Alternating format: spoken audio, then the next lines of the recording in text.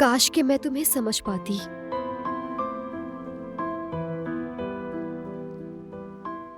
ये कैसी मोहब्बत है तुम्हारी हारून? मेरे दिल में मोहब्बत के जो तूफान उठ रहे हैं उसे इन तूफानों का अंदाजा भी नहीं है। कभी तो उसे देखकर लगता है कि बहुत मोहब्बत करता है मुझसे,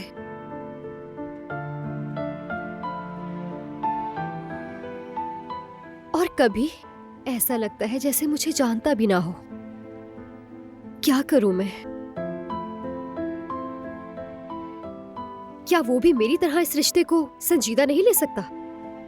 ऐसा लगता है कि मैं अकेली ही उसकी मोहब्बत में गिरफ्तार हूँ और उसको इसकी परवाह भी नहीं है। कभी कभी तो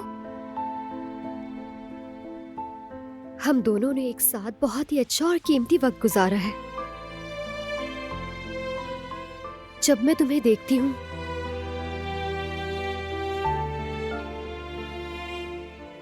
तो खुद पर काबू नहीं रहता।